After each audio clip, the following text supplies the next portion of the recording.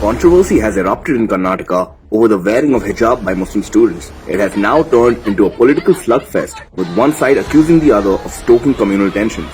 Those claiming to be feminists and progressives say that it is a matter of choice, while others have said that it is a question of following the rules of the school. Before we take a stance, it is important to bring to light some of the lesser known facts that the media has intentionally or unintentionally failed to highlight. It all started when 6 girl students of the government women's PU college in Udupi district, wearing hijab, alleged that they were not being allowed to attend classes. Unspoken fact 1. There are around 60 Muslim girls studying in the college, but only 6 girls objected to adhere to the uniform code by wearing a hijab all of a sudden. The students alleged that the college authorities had prohibited the wearing of the hijab in classrooms and said that they had boycotted the classes in protest. Unspoken fact 2. The college, which was established in 1985, had encountered no such problem before and in fact allowed Muslim girls to wear hijab till the doorstep of the classroom. The girl students continued to protest outside the college's entrance, saying that it is their right to wear the hijab inside classrooms, while the college administration insisted that they stick to the college's uniform dress code. Unspoken fact 3. Local Muslim leaders spoke in favor of the college's decision not to allow headscarves inside the classrooms. They tried to convince students that spoiling the academic atmosphere in an educational institution for the right to wear a hijab inside classrooms was not acceptable.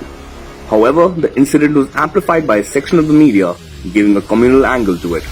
After the incident gained media traction, students at the PU college in adjacent Kundapura district turned up wearing saffron shawls to register their protest against Muslim girls wearing hijab. The protest and counter-protest soon spread to other government and private colleges in the state, with some protesters even pelting stones at Hindu students in different parts of the state. To diffuse the tensions, the Karnataka government declared a 3-day holiday for all schools and colleges, even as protests supporting the wearing of the hijab were also held in other places like Jammu and Kashmir, Andhra Pradesh, Maharashtra and West Bengal. Now, this episode has revealed the hypocrisy of those who claim themselves to be progressive and feminists.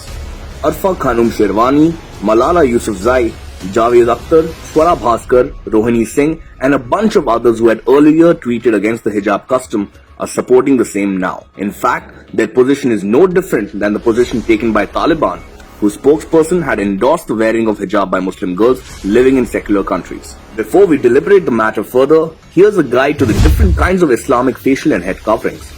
The word hijab denotes the headscarves worn by Muslim women covering the head and neck but leaving the face open. The burqa is the most concealing of all Islamic veils, covering the body from head to toe with just a mesh screen around the eyes to see through. The niqab is a veil for the face that leaves the area around the eyes clear. It is worn with an accompanying headscarf. Unspoken fact 4. While the protest has been for allowing hijab inside classrooms, girls can be seen protesting wearing a burqa or a niqab in many cases. But wait, something reformatory happened just a few months ago in the adjacent state of Kerala, a state with a sizable Muslim population, and no one batted an eye. Unspoken fact 5. A government school in Kerala's Kozhikode district recently introduced gender-neutral uniforms, making shirts and pants common for both boys and girls.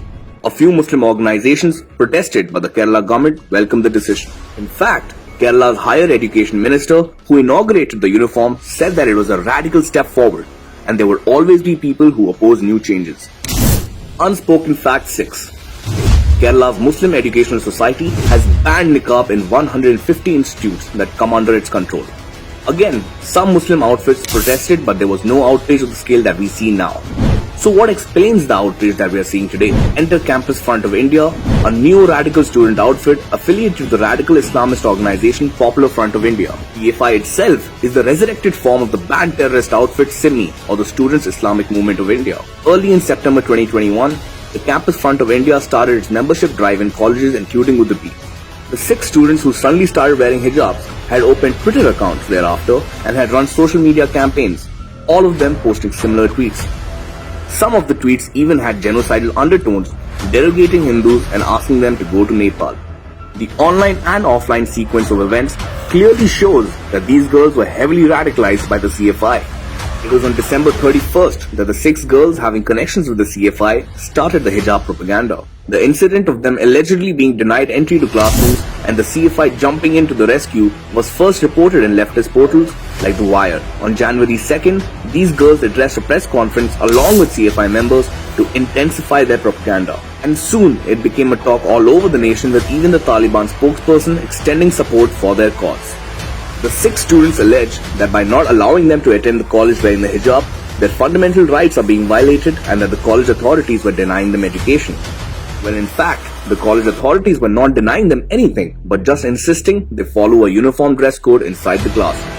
They say that they wear the hijab to protect themselves from lustful eyes of men. In that case, do the students seriously believe that they need protection against their fellow male students and teachers? A school is a space where children from different backgrounds come to learn, socialize and make memories. Uniforms dismantle the socio-economic barriers and enable children to view each other as equals. The 6 girls who seem to be acting at the behest of CFI are sowing the seeds of hatred by erecting a veil of discrimination. So before you take a stance, try finding answers to the following questions. Why only 6 out of the more than 60 Muslim girls have all of a sudden realized that they want to wear the hijab inside the classroom? How come this institution, which has been in existence since 1985, has faced no such issues before? Why was there no fuss when the communist state of Kerala had introduced the same gender-neutral uniform? What are outfits like CFI, having links to terror organizations, doing in an academic space?